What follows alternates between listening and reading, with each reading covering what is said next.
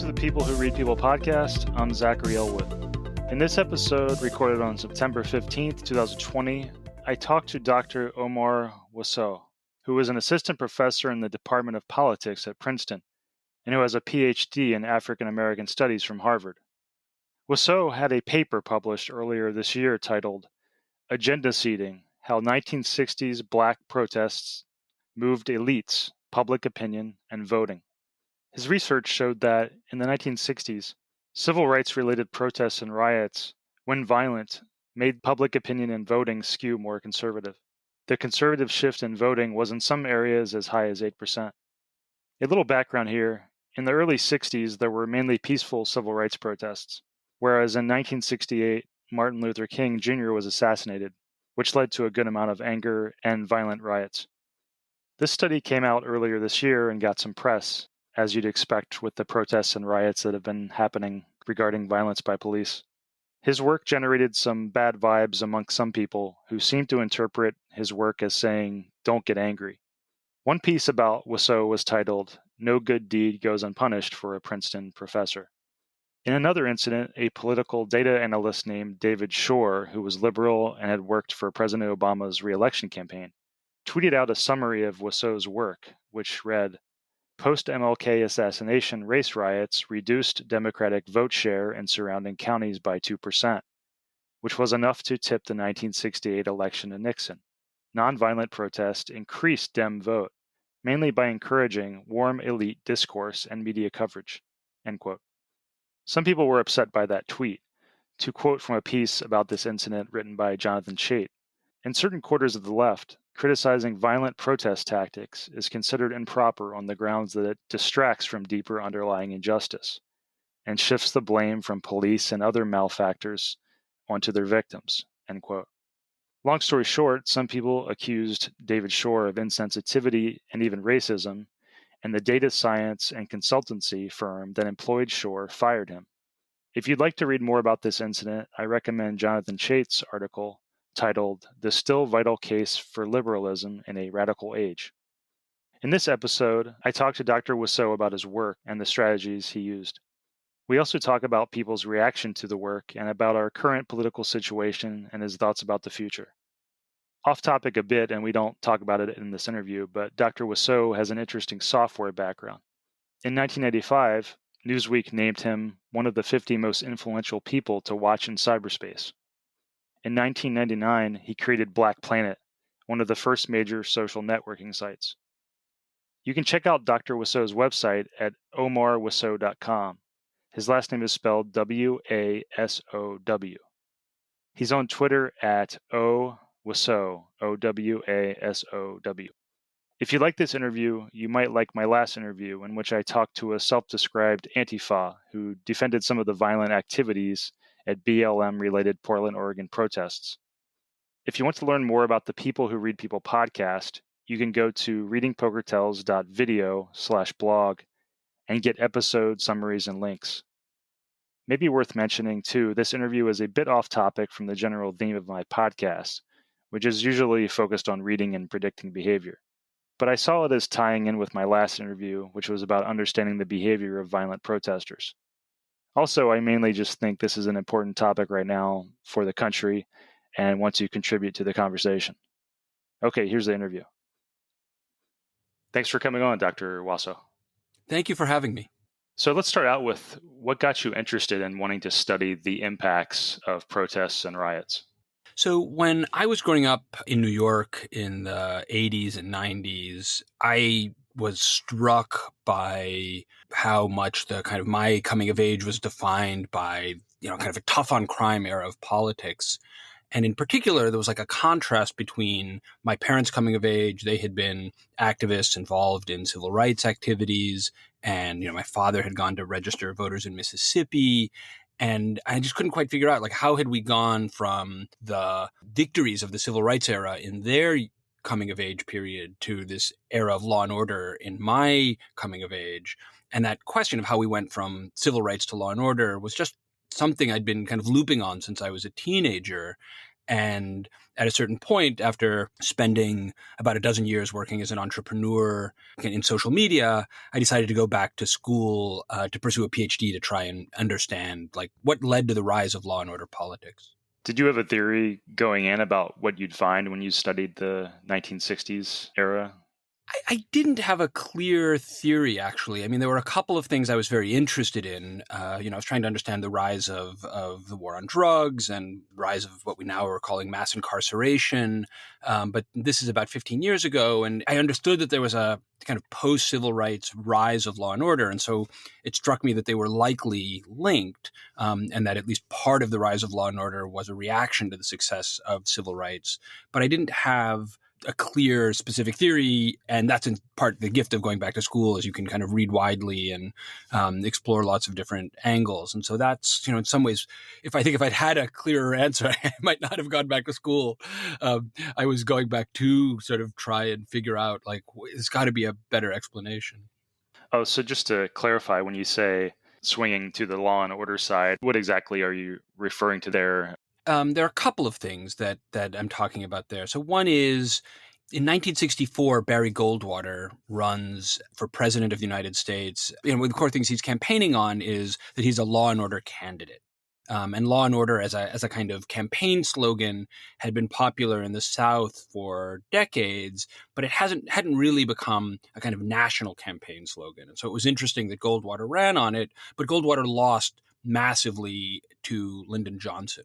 And so it's possible that this kind of bubble of law and order as a slogan might not have carried the day later on, but it did. And in particular, there's a key moment in 1966 in California. Ronald Reagan is running for governor against an incumbent, Pat Brown, who's popular, but Reagan wins. And Reagan runs on law and order. And so that's now a moment where we see law and order going from being a losing issue to a winning issue for Reagan. And then ultimately Nixon runs in 1968 for the presidency, again, partly on law and order, and wins the presidency. And so part of it is just kind of campaign rhetoric, and it sort of means different things to different people. But in practice, I think the kind of offer or the promise that's being made by Nixon or Reagan is, I am going to support maintaining peace and sort of backing police against protesters and cracking down on these violent uprisings, and that's, I think, kind of the core of it. And there's another dimension to it which is a little more subtle, which is that the success of the civil rights movement kind of destabilizes a social hierarchy, right? So there'd been a kind of stable order, kind of whites on top, blacks on the bottom, and the civil rights movement as an egalitarian movement trying to sort of equalize blacks and whites in the society kind of challenges that hierarchy. So I think for some people, particularly who kind of read it in more racially coded ways, it's about restoring the kind of the old social hierarchy. So it's not just about backing law or law enforcement. It's Hmm. about Hmm. maintaining the social hierarchy. And to be clear, it's a moment where, particularly as you get later in the 60s and early 70s, there are anti-Vietnam protests. There are other events Right, that are perceived to be, there's a sense that the social fabric is tearing. There also right. are assassinations of the Kennedy brothers and then Martin Luther King. So there's a lot that's going on that's unsettling in the society. But among the most powerful is a sense that there's this, this kind of movement, this African American insurgency against the old order. So law and order, I think for some people literally means like, we just want things to be more peaceful. But for other people, it means we're going to kind of restore the old racial order. Right. It has different connotations in different contexts. But yeah, like you said, it's maybe worth pointing out that with all the violence and Yeah. assassinations, it wasn't just a race thing or even a political thing. There were many people feeling like things were falling apart at certain points in time. Yeah. I looked at one survey, and this was before the 1968 presidential election, and people were asked, do you feel like law and order has broken down in society? And something like 80% of Americans said law and order has broken down. So Mm. that's, America's less polarized than now, but still 80% is a very high percentage. So there is a sense broadly of things being a little, something's kind of out of control. And it's also important to note that in that era, the protests that escalate to violence or can, in some cases, are just vastly larger than what we're seeing now. So, for example, in the protests that have violence in Los Angeles in 65, there are an estimated 3,000 incidents of arson. There are about 4,000 people arrested. The police and National Guard shoot dozens of citizens. So it's, these are almost kind of low-grade Civil War kinds of events. And that reflects both the, kind of anger that people have against Jim Crow and segregation, and also the degree to which the state response was often quite repressive. And so that's part of, I think, what's going on when people are unsettled by what's happening. It's at a different scale than what we're seeing now.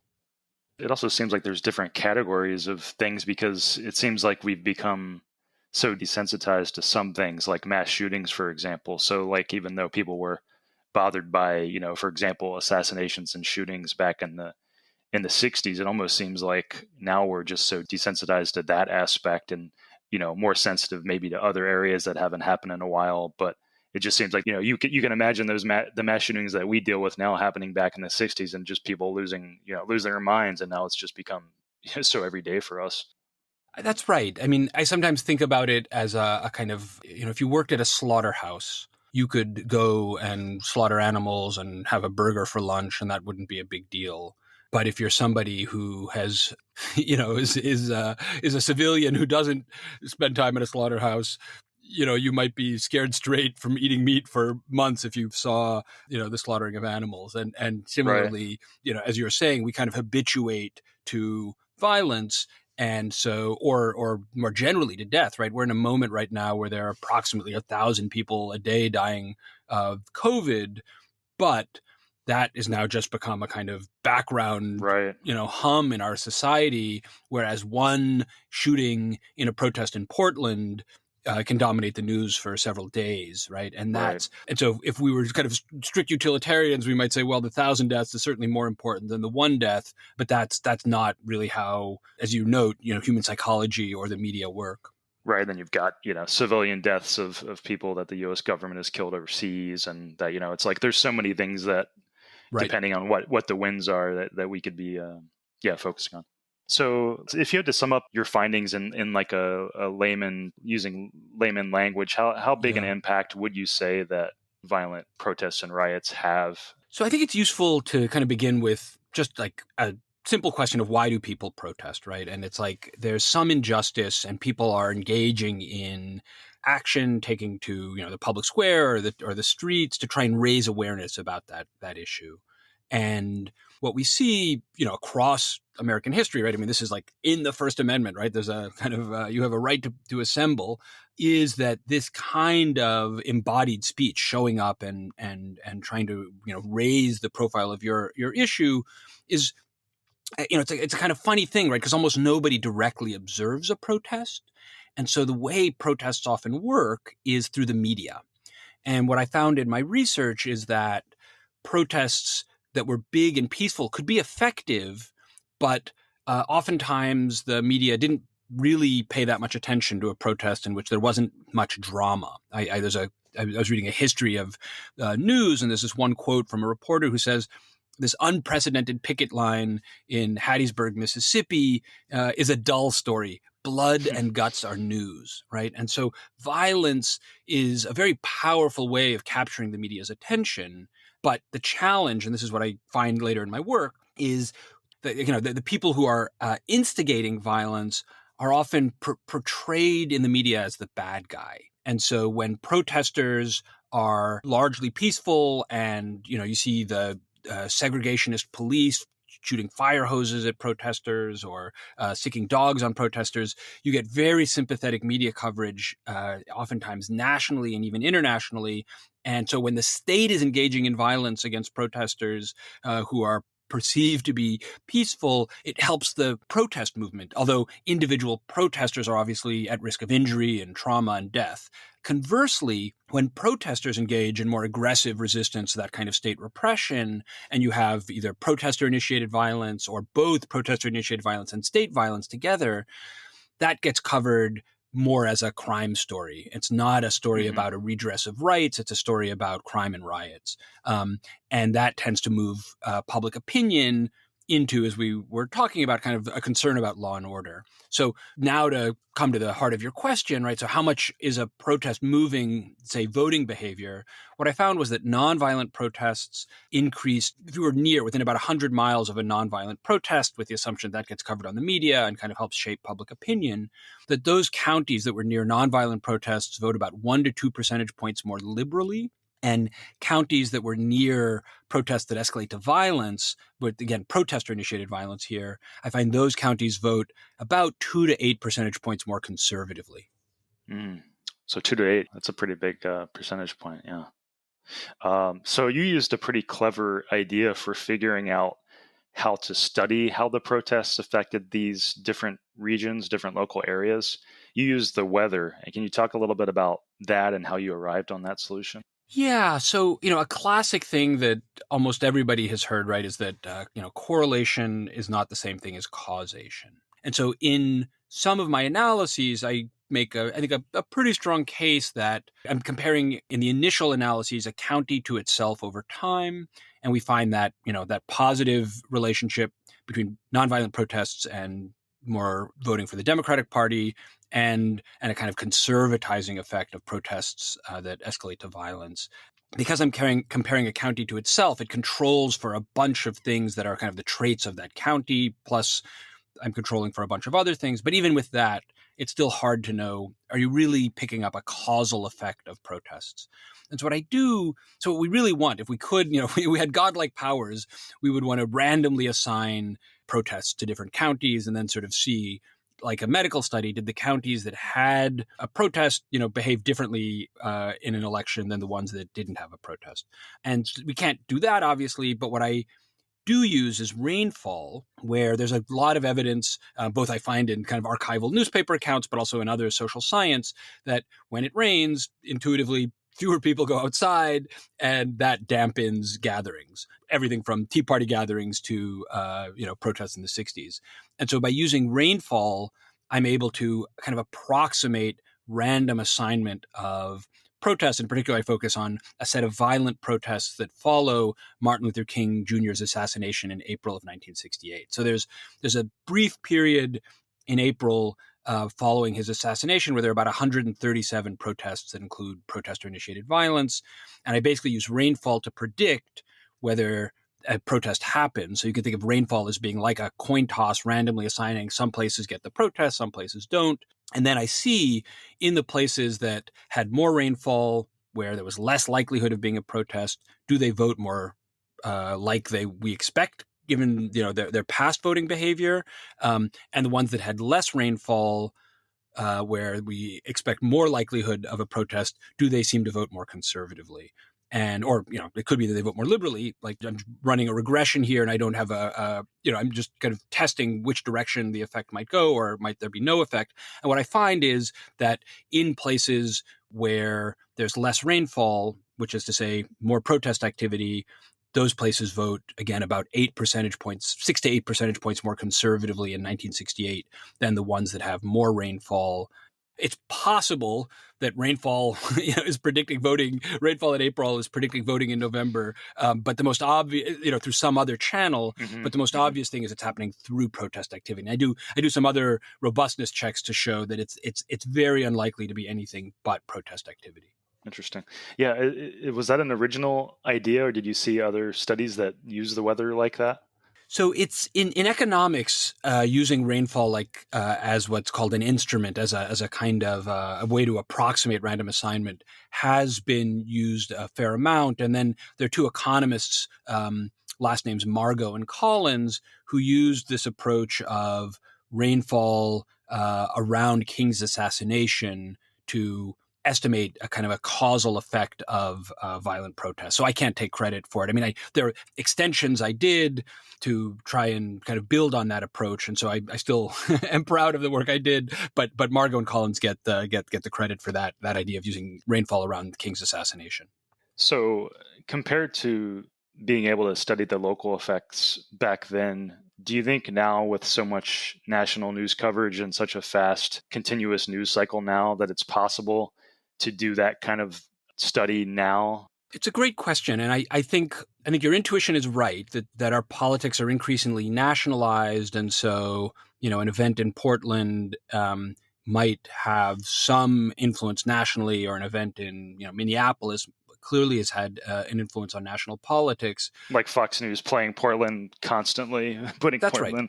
Yeah. That's right. That's right. Yeah, and so I think there's part of this is just that we have a national media, and that some of these, and also we have social media that sort of amplifies kind of local things nationally, and at the same time, I still think there are local effects. I mean, so I've done some experiments around events and have found that when I look locally, I get people's attitudes change when there's been a local event, but if you look outside that local area, their attitudes don't seem to change, right? So I think there may be something that's kind of visceral about being somewhat close to an event, right? If you were in Minneapolis, you might have felt sympathy for either the officer or George Floyd.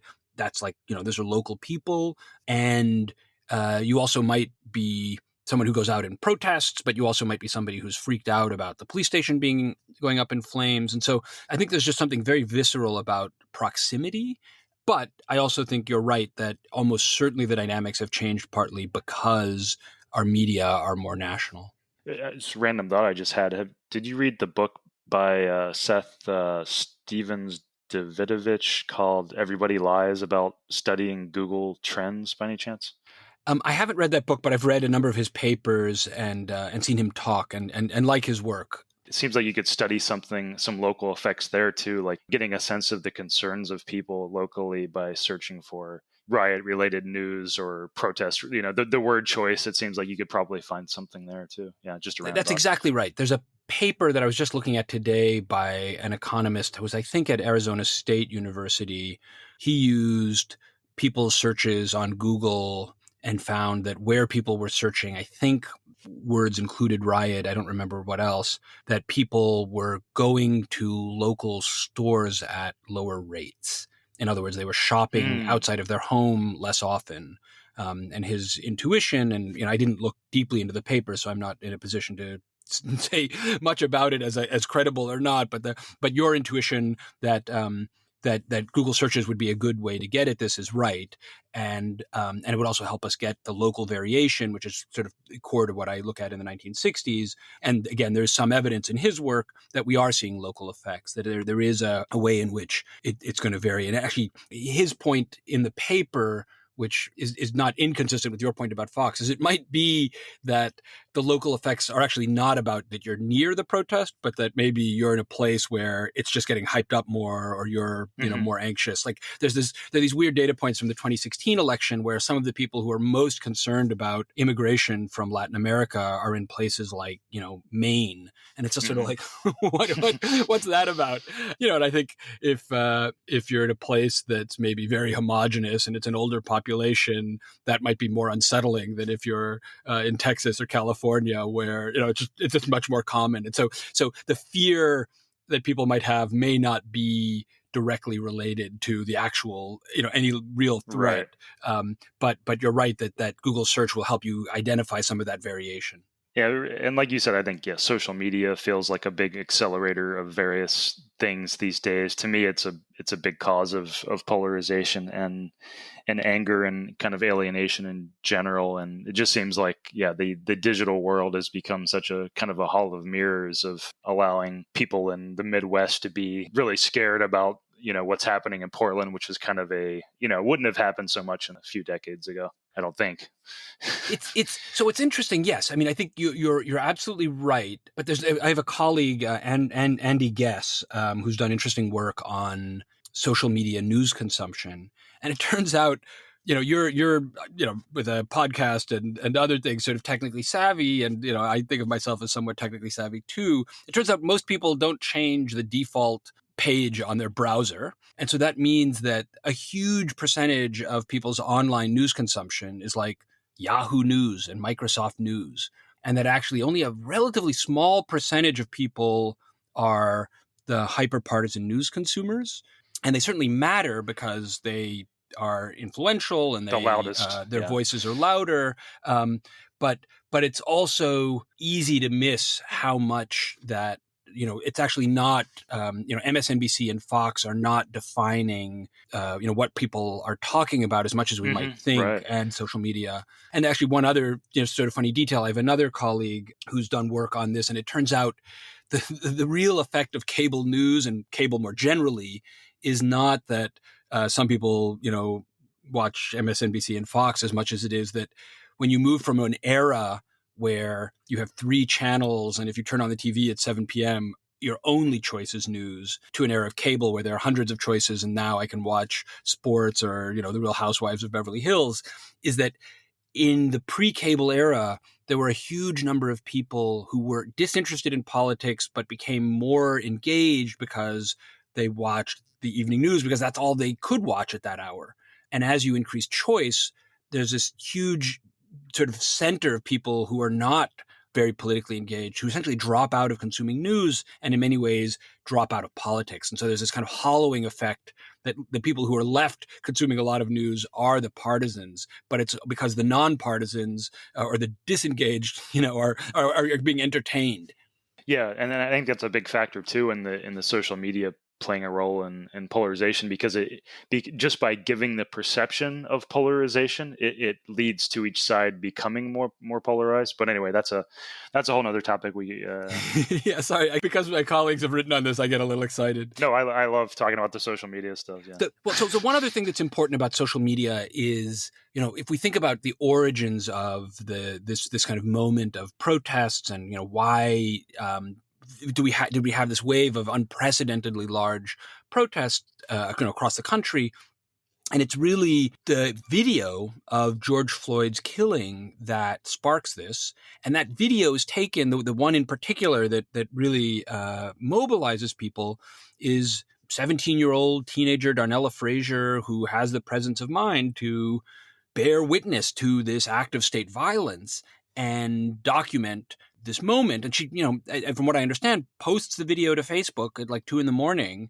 And she can't have anticipated how radically this would alter what would be kind of front and center in American politics for the months to come. And so there's a way in which in the 1960s, if you were an activist who wanted to try and elevate the public's awareness about an issue, you had to try and organize for ABC to be there to document it, and people were doing things like scheduling protests at 10 a.m. so that footage could be flown to NBC in New York for the evening broadcast. I mean, there's a lot of strategy that went into how do we get the traditional media to cover our protest.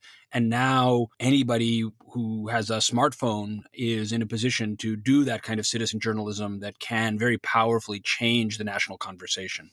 Right, and I think there's a lot to say there too, because there's positive and negative aspects about that. Because without a filter, people will overreact, and we've seen cases of that, where like the Minneapolis incident, where there were protests and riots based on basically fake news about officers killing someone. And then there's so many cases of that. But I think it's important to see that there's both positive and negative aspects to not having a filter and having everyone be in kind of echo chambers in a way. Definitely. We have to deal with both of those effects if we want to survive as a society. Yeah, so I mean, I think that's a really important point, that there are, top line, clearly, positive and negative effects of these technologies. And I mean, it's sort of crazy for me to think that like the internet emerges out of this Defense Department project. How do we build a communication system that's resilient to nuclear attack? And it's enormously successful at building a resilient communications network, but it turns out to create whole new channels of opportunity for foreign governments to attack us, right? So whether it's Chinese hackers getting into either corporate or government databases and intellectual property, or kind of Russian disinformation campaigns, and things like WikiLeaks, and like so we weirdly kind of built the system that's now being used to attack us, and it was designed to be something to protect us. So that's sort of one crazy example of what you're describing, this kind of dual way in which technology operates. And then the second thing I hear you emphasizing, which is really important, is that we we're in this moment where it used to be that there were a bunch of gatekeepers who helped to kind of there were real problems with that, right? I mean, like part of the challenge for activists in the 1960s was how do we get our issues on the national stage? And in many Hmm. cases, the media paid no attention to the concerns of Black people. And so the reason you engaged in protests, the reason people like, King and Rosa Parks and others engaged in resistance to Jim Crow was to draw attention, force the media to pay attention, right? So those gatekeepers could be a barrier to a more democratic society. But the flip side is the gatekeepers can also be a kind of stabilizing force. And so, like, there's a Like a great book. filter of bad. Yeah, they filter out bad overreactions. That's one good thing about them. Yeah. Yeah. And so, there's a book, How Democracies Die, which points out that one of the core ways in which political parties have helped democracies maintain some stability is that they work to kind of keep fringier candidates off the ballot. And part of what we've seen in the last, call it 10 to 20 years, as the internet has become both more pervasive in our society and an important alternate channel for people to get attention, is that it's there's a number of QAnon candidates now who are winning seats in the House, and that reflects not only the rise of social media and the pervasiveness of things like conspiracy theories, but it also reflects the weakening of parties' ability to act as gatekeepers. So you have an old set of institutions that aren't as able to keep out marginal voices. That's a good thing in the 1960s with Black activists, but it's potentially unsettling now when you have people who are, kind of operating with All sorts of groups. sort of extreme conspiracies about how the world works. That's what worries me about social media is it's kind of like a technology that I don't think the human brain is really ready for, in the sense that it triggers so many things in us and kind of acts in a society fracturing way, even though it obviously has positive aspects too, and as any communication tool does. But yeah, okay, let's get back to the, well, I guess we're still on the topic a bit, Yeah. but you had talked a little bit about this, and I think it's important to point out, how strategic and thought out a lot of the civil rights protests and campaigns were. For example, you talk about this in your paper, Yeah. and it's pretty well known, but protesters, civil rights protesters, did things like staged protests near prominent media outlets to be able to get more press. They carefully staged things so that the protesters would be able to remain peaceful, but would spark obviously bad or brutal overreactions from cops or other authorities. All these things to help win points in the public eye, so that people would clearly see that they were being treated unfairly, which, Yeah. helps win sympathy. And another example of this is, which I still don't think is very widely known, that, Rosa Parks was part of a concerted, planned activist effort. And I think many Americans still are under the impression that she was just a random, tired woman who basically didn't get up one day, Right. which actually I think was what I was taught in school, if I remember correctly, and when I learned the truth, I was like, oh, that's crazy. How come, Right. we weren't taught that? Yeah. And I think there's all this hidden strategy into these things and why they were so successful. And I think it plays into your study, because when I look at a lot of these things going on, like in Portland, the thing that bugs me is it just seems so unplanned out and chaotic. And I interviewed a Portland Antifa BLM protester, and he confirmed that it basically was chaotic. There was no like coherent strategy, and I think that's what bothers me most of all. It just seems to me that, one, it seems like the laziest way to try to affect change, and two, it just seems like, intuitively to me, and also reading things like your study, it just seems very possible that they're hurting their cause and hurting, just putting society in some theoretically dangerous situation, especially with Trump in office right now. But that was a long speech, but I Yeah, don't know if there's any. no. But I think it speaks to the kind of the core tension. So,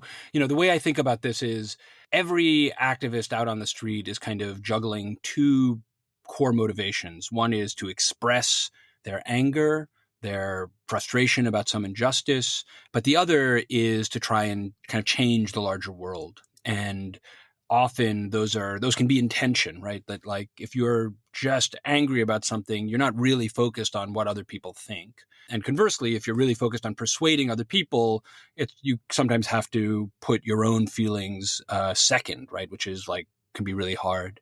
And the moment we're in is one where, people are seeing videos of somebody shot in the back, and it's really, it can be very enraging stuff. And then the other moment we're in is one in which you don't need a central organizing body like the Southern Christian Leadership Conference or the Student Nonviolent Coordinating Committee to bring people together and organize an event, right? It can happen, as quickly as a few text messages, and thousands of people might converge on a particular location.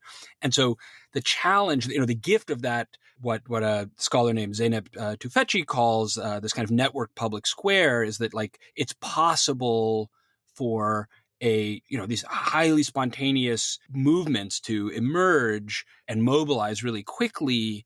And that's very powerful. But in the absence of a kind of a centralized organizer, it also means there's much greater chance of, some degree of chaos. It also, in international context, not so much in the US, means that there's no clear leader to negotiate with the state in some cases. So organizing becomes hard when organizing is in some ways coming after the social movement, not before. And obviously, in some cases, like with Black Lives Matter protests, there are people who've been organizing for years. So I don't want to suggest that they're mutually exclusive, but protests in the internet era around the world are now, they can mobilize much more quickly, but they also are more at risk for being kind of a loose network that can be both chaotic, also infiltrated by outsiders, and kind of harder to manage. And I think your example of Portland is a helpful one. And we could look at other places too. But one of the core lessons of my work is that the media play this really powerful role in kind of shaping the public perception of a movement. And when people are on the ground and, police are potentially tear gassing people or shooting rubber bullets, that kind of repression understandably makes people often quite angry, and and you can get this escalation. But what happens in the media is that tends to get covered as a clash, right? And it sort of shifts the focus away from a concern about rights. And so if I were somebody on the ground trying to help activists think about how can we be most effective, again, people partly have to just protect themselves, and if you're angry, that you've got to deal, you got to have a way to express your anger. But I also would want people to kind of think like a camera and try to imagine, what is this going to look like on the evening news tomorrow? And that doesn't mean you have to change your politics, and it doesn't mean you have to change the kind of demands you're making, but it does mean, as people, as you know, did in the 1960s, think about what are the ways in which we can stage this event. I mean, John Lewis, congressman who just passed, talked about what we're doing is dramatizing injustice. And so the challenge for organizers, the challenge for protesters, is to figure out what can you do that helps to elevate the larger injustice in this society, to kind of draw attention to the ways in which what's happening on the ground is not what we idealize, right? A fair and equal society is in sharp contrast to, this image of a man being killed before our eyes by an officer. How do you draw attention to those tensions between our ideals and the reality, and keep the country's focus on that? And to the extent that protester actions, such as certain kinds of violence by protesters, to the extent that becomes the story, it tends to shift away from the profound injustice of something like George Floyd being killed. To your point about, when there's conflict initiated on both sides, like in Portland, for example, for a personal example, when I look at things in Portland, people share clips of like, oh, look at these overreactions by cops. Look at these bad things the cops are doing. But to me, it's hard to distinguish what is going on, because for one, the video is hard to parse sometimes. Two, I don't know what the protesters did right before that video. So it makes sense that it makes everything much harder to parse. And if you don't know, then it just seems like, well, the protesters are creating chaos, and I can't make a good judgment either way of what's right or what's not. Yeah, I think that's right. And at, at the heart of it, there's a kind of double standard, which I know is maddening for a lot of people. What I observe in the 1960s, and I think is still largely true today, is that protesters need to be almost angelic to be in the kind of position of being a good guy. And that's it's exceedingly high standard. It's in many ways entirely unfair. But when you have an image that is, a young person being hit with a fire hose, as happened in the 1960s, or John Lewis being beaten on the Edmund Pettus Bridge, having his head cracked open by a segregationist cop, those images of a clear good guy and a clear bad guy do a lot of work. And is it reasonable to expect John Lewis not to fight back? No. As Malcolm X says, I don't call it self-defense. I call it intelligence, right? Like we would expect you to resist somebody beating you up. And so it is entirely unreasonable that John Lewis has to get up there, get beat up, and not fight back. But the genius of that logic is in suffering in the way he does and doing it in a way that is, again, captured in the media, it reveals, as you said, the brutality of segregation. One of the remarkable things about the Bloody Sunday March in 1965 is that it's broadcast on a Sunday afternoon, and it interrupts a documentary about the Nuremberg war crimes in Germany. And so we cut from, again, kind of good guys and bad guys, right? Here are these evildoers of World War II being tried. And then we cut to images of vigilantes and segregationist troopers beating up peaceful protesters, right? And the kind of cognitive shock in America was so great that people around the country were moved to come to Selma and march with Lewis and King and others. So it is entirely unreasonable to say you need to make yourself a target of violence. It is unreasonable to say you have to be almost angelic to be a good guy. But if people can pull that off, it also can be incredibly powerful for throwing into sharp contrast the injustice, the larger injustice in the society that activists are trying to make the country pay attention to. Yeah, and to your point, I mean, I think I'm probably not the only one who sees these things in different categories. Like when there's an event that sparks a lot of immediately angry rioting or looting or whatever, that I don't have much judgment of that. Like that doesn't even bother me. I think what the part that bothers me, like for the Portland situation, for example, is it's the people that are actually under the impression that they are doing something effective, in their minds, that they are strategizing and they are strategizing correctly. And I put that in a different category than it's the people just having the angry outbursts. And then there's the people who think they are taking some strategic approach. And those are two different. And that's, I think, one of the sharpest critiques of my work has been that I'm saying people need to kind of be strategic when in fact, if you're angry and on the street, like you're not thinking about, the evening news, you're not thinking about a voter in November. And is it even fair? Yeah, that's not what you're saying at all. Well, yeah. it's something I have to sit with. And I think part of what I would say is there are even in these movements that are, kind of spontaneous and kind of internet, driven, there are leaders and organizers and people who have a larger platform. And what those people say, I think, really matters in terms of helping other people on the ground make decisions about, does it make sense to light this car on fire or not? Does it make sense to, smash a window or not? Does it make sense to engage in some other kind of violent resistance? And so I think clearly, even if we say on the ground there's a lot of chaos and maybe we're not going to hold any individual person accountable, although I'm comfortable with saying people make choices and they have agency and these things aren't just happening at random, but certainly people who are in positions of leadership, who are speaking out, who are writing, they are in a position to sort of say, this is what's more effective, for our cause. And then I think there's a kind of another dimension to this question, which is it's not just about, let me come at this from kind of a slightly different angle, which is like across history, we've seen violence be effective in lots of contexts, right? So whether you're talking about the American Revolution or the Civil War or the Boston Tea Party, or any number of, violent insurgencies around the world, like violence can be an effective way to get what you want. And so if you are trying to advance an issue, it might be that in some case, to give I think one of the most morally compelling ones, right? Nelson Mandela is sent to prison because he's part of an armed insurgency against the apartheid government, right?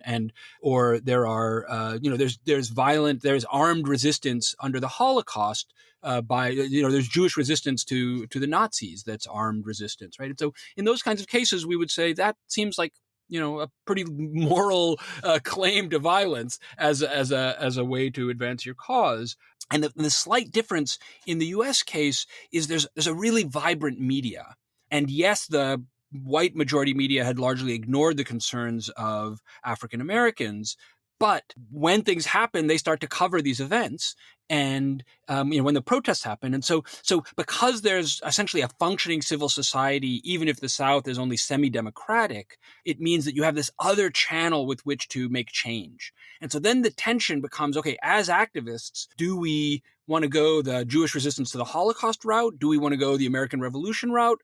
Or do we go let us wage a kind of war of ideas and persuasion in the press? And it turns out that can be a very effective technique. And what I find is you get a lot of what you want. They dismantle the civil rights movement, dismantles Jim Crow. It's one of the great accomplishments of the 20th century. And they do it in a way that has a minimum, I would argue. There are clearly people who are injured and killed who are civil rights activists, but I think it would be hard to imagine a less bloody revolution than the kind of war waged by civil rights activists on Jim Crow and the dismantling of Jim Crow. So it's a very powerful way of forcing change and minimizing the kind of bloodshed and retribution that often happens in more violent conflicts. That's what scares me about this kind of, almost normalization of street violence. We've kind of feels like we've entered into more recently. And it feels to me like the lead up to, obviously it's different stuff, but it feels similar to what I've read about the lead up to Nazi Germany and the normalization of street violence. And I might be being a bit hysterical about that, but no, I think I see some parallels. Yeah, I think it's an important thing to, my grandparents rather, on my father's side, fled the Nazis. And so it's for me, that's, that's in my life, not my lifetime, but it's in my family's lifetime. And so I think that does need to be something we hold as a real genuine threat. And we do see, a significant amount of far-right violence in this country, ranging from, on the one hand, events like the Oklahoma bombing, the Murrah building, and there are other kinds of events. The shooting by Dylan Roof of 9 totally welcoming, loving churchgoers in a church, right? And that kind of essentially kind of domestic terrorism does seem to be a rising threat, and particularly unsettling is prominent public officials, the president most importantly, are often kind of stirring the pot, increasing division, and praising the acts, people engaging in more violent vigilante acts. So it is unsettling, and at the same time, I take some confidence in that, at least so far, we've seen some prominent military leaders distance themselves, after, for example, the crackdown in Lafayette Square, where Trump had this, photo op and brought the military in to attack peaceful protesters, that military leaders distance themselves from that and are, I think, trying to not get co-opted by that kind of activity. But I think it's a permanent threat in any democracy. And so it's something we should always be vigilant about. Yeah, and to be more clear, maybe I am afraid. Like one thing I'm afraid of is the normalization of liberal anti-cop kind of protests, not just what they're doing, but how it will lead the right wing to respond. And in the same way, if I was in the '60s and felt like there was too much violent protests and riots, I would be afraid of worst case scenarios involving what the government would do.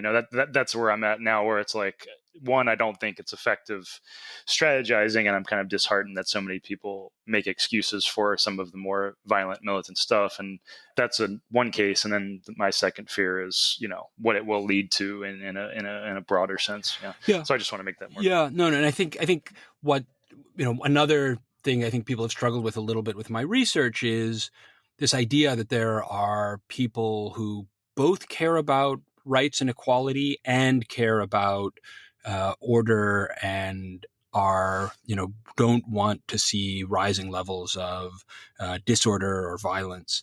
And so, the simplest way to kind of illustrate that in the 1960s is that in 1964, Lyndon Johnson has just passed the Civil Rights Act and then wins the presidency in a landslide.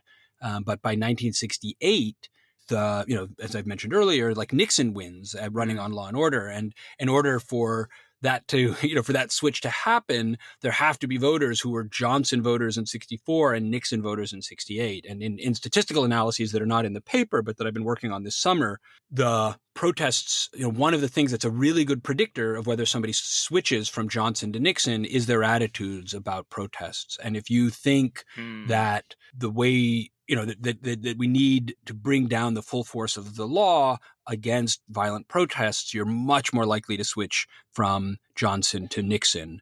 And that's actually not true in 1968 about attitudes about the Vietnam War. And interestingly, it's not true about attitudes about the civil rights movement, that whether you have more positive or negative views of the civil rights movement doesn't predict switching from Johnson to Nixon. It's really attitudes about urban unrest, violent protests that predicts whether people are switching.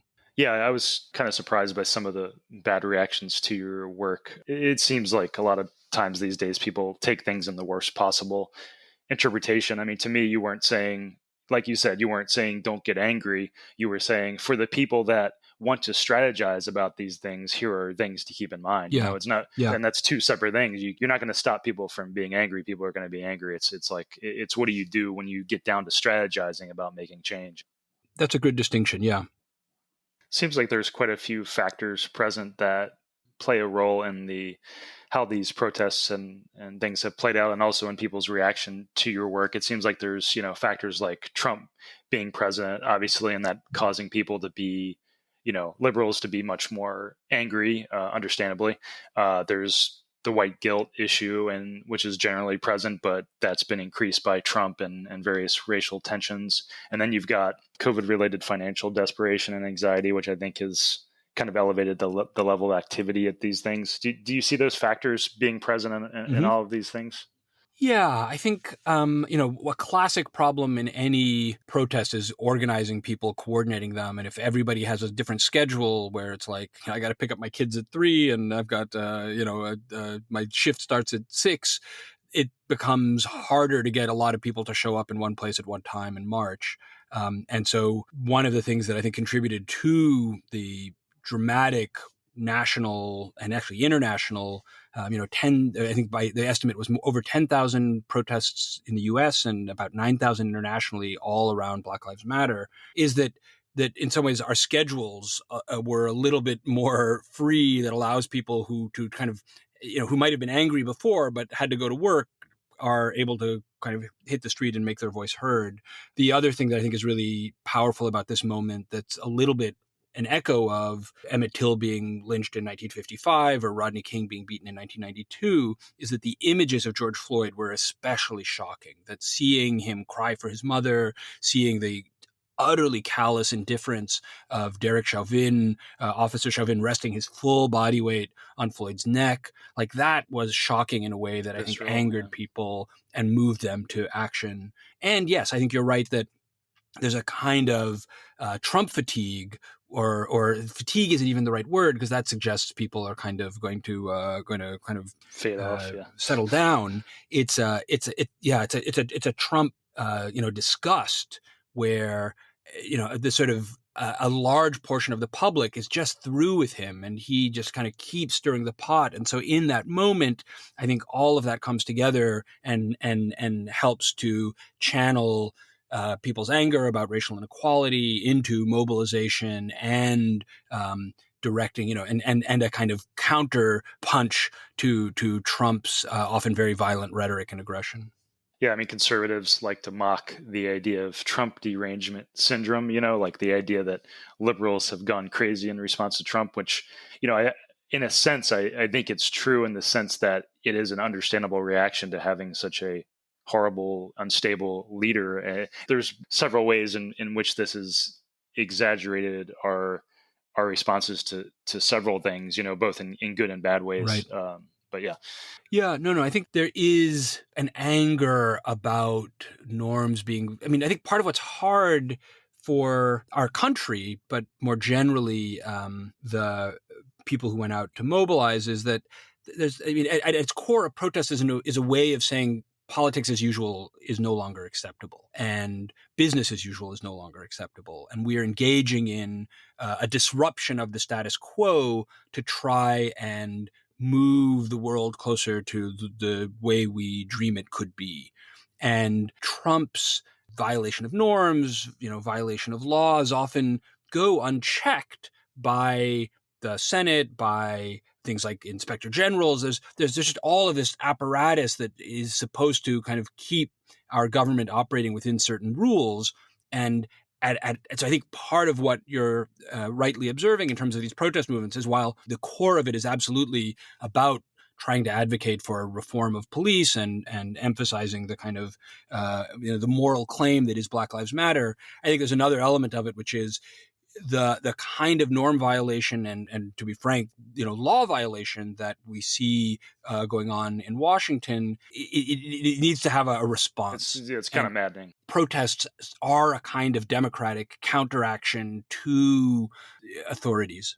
Yeah, and the protester that I interviewed for the last episode, he kind of confirmed that when he talked about one of the reasons some of the people out there, obviously, everyone's got their different reasons, but some of the reasons people are out in Portland is they think that they're fighting a encroachment of a white nationalist fascist government, which to me is a very exaggerated, unrealistic way to look at things. But, it kind of ties into many people are responding to Trump related things. It's all tied in together in various ways for different people. Yeah. This goes back to the kind of point we were discussing earlier about to what degree should we worry about democratic erosion and the rise of more far right violence, some far left violence. And given American history, the idea of a rising kind of ethno-nationalist or white supremacist movement is both plausible in the sense that we have a lot of history of that, and at the same time also maybe less plausible now because there's this growing body of evidence that in fact an increasing number of whites are much more aligned with racial sympathy than with racial antipathy. And so that's, I think, a really important difference between now and the 1960s is we see large majorities of the country, even among Republicans, saying what Officer Chauvin did was wrong.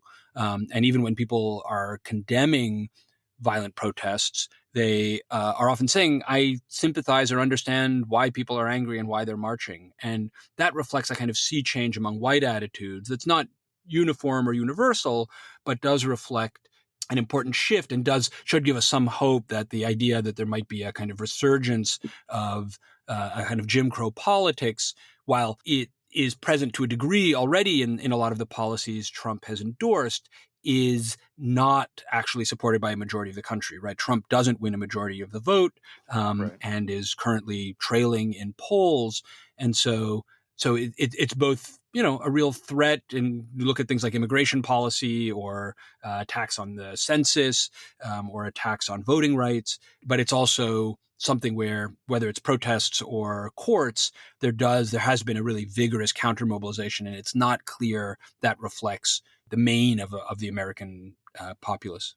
Right. I think it gets back to the point about social media being kind of a hall of mirrors, showing us the worst of people, and seeing the loudest, most aggressive people. I've done, I'm in a good amount of pro Trump groups and just see horrible things, but I also recognize that those are while they're the most vociferous, extreme Trump supporters, they also represent a small number of percentage of, even amongst Trump supporters. I know Trump supporters, and they are not like the people I see in Facebook, in other words, but I feel like the hall of mirrors that social media has created is like everyone, some people think that all Trump supporters are like that, and that even within that group there's people that are like kind of non-political, or they just vote for Trump because he's Republican candidate. They're getting skewed news where they only see the best of Trump and the worst of liberals in their news bubble. So I think, even though I have various worst case Trump fears, I also am not on the extreme end of feeling like we're in, Nazi Germany or something, because I Right. just feel like,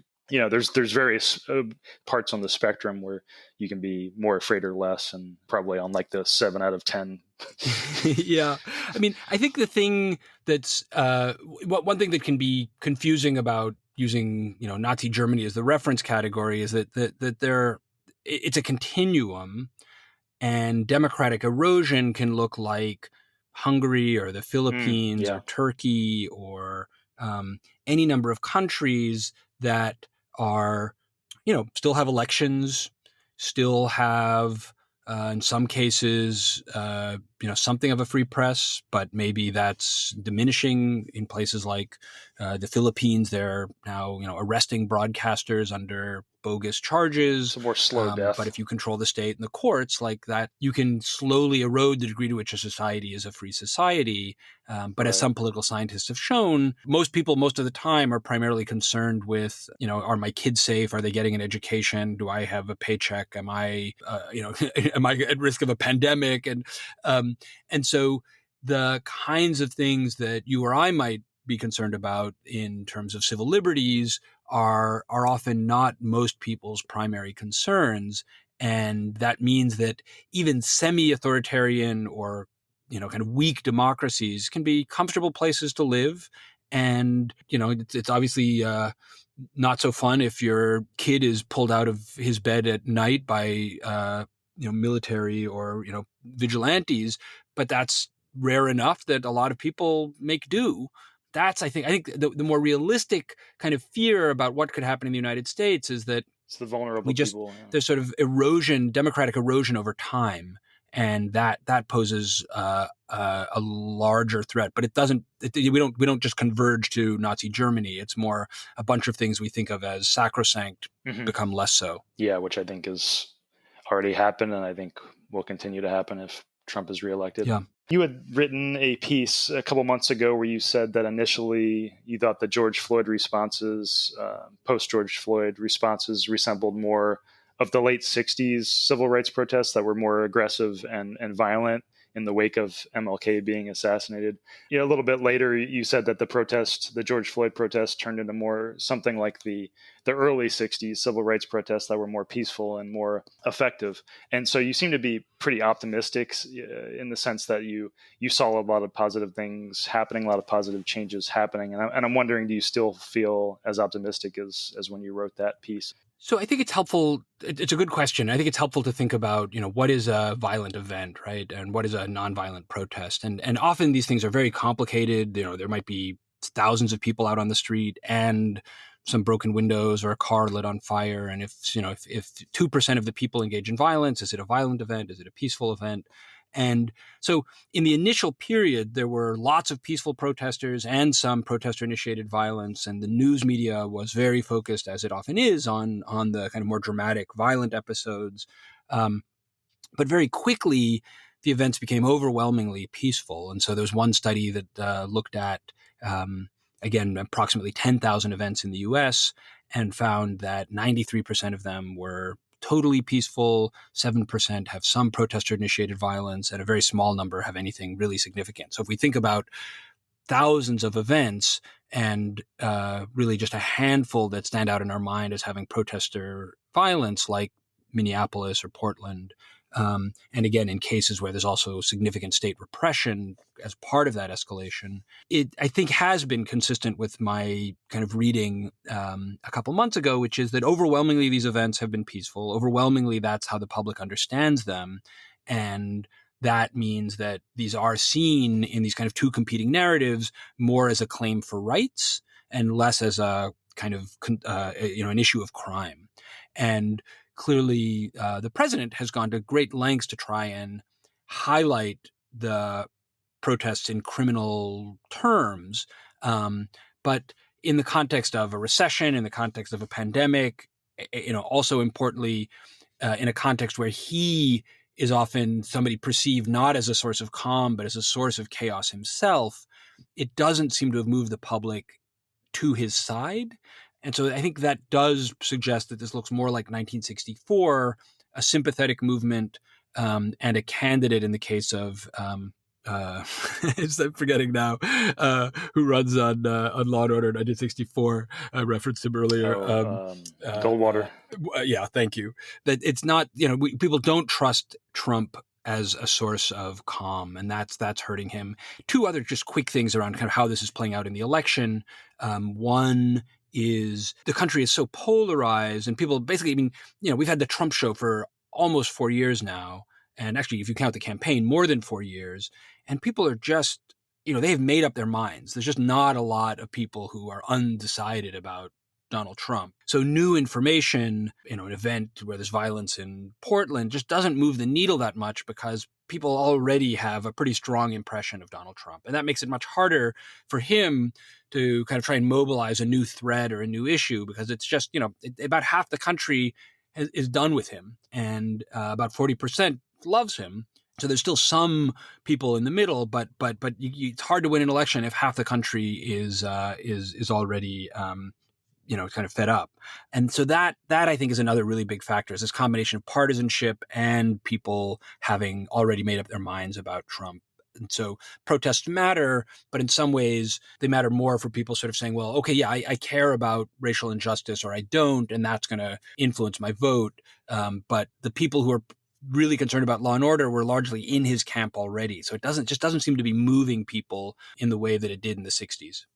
Yeah, I hope you're right. I'm in pro-Trump groups and I'm on the pro-Trump or the Trump email list, and they have used this stuff so much, and I kind of wonder, I'm worried that these things affect more, some middle of the road people more than, a lot of people might think. Yeah, I think that's right. I got an email at one point when there was a wave, this is very early on, where there were some supermarkets set on fire, and a young man said, my sister works at a supermarket, and I worry about her, but I also am concerned about police violence, and, what do you recommend? And that's somebody who's, cross-pressured, right? Thinking about rights and thinking about the threat of crime.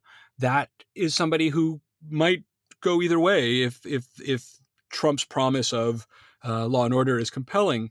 But I think part of what's been interesting is that Biden in some ways seems to be the candidate who's winning on being the candidate of order more than Trump. And so in a weird kind of way, it's almost it's the reverse of the 1968 case. Yeah. And where the Democrat is perceived as the more credible provider of order. That could change. And I think you're right that there are absolutely some voters who move. And if there were a particularly high profile event, a week before the election, that would have, this is going to be an election that could be decided as it was in 2016 on 1 or 2 percentage points. And so that can tip an election, particularly if it's, in a critical swing state in the electoral college. So it clearly is contingent and things can move. But the general pattern has been that this has been an incredibly stable race, even as all sorts of things have happened. Well, I will try to remain optimistic. Dr. Wasow, it's been great talking to you. Thanks for coming on. Is there anything you want to mention about work that you're working on now or ways to contact you? I just want to thank you, Zach, for having me. And if anybody wants to follow me on Twitter, I'm at OWASOW, Wasow on Twitter. And grateful for the opportunity to have this conversation. Hope you enjoyed this talk. You can read more about the People Who Read People podcast at readingpokertells.video. If you enjoyed this episode, much appreciated if you leave me a rating or a review on the platform you listen on, if possible. I don't make any money on this podcast, so if you can share it on your social media to spread the word about it, much appreciated as well. Thanks for listening.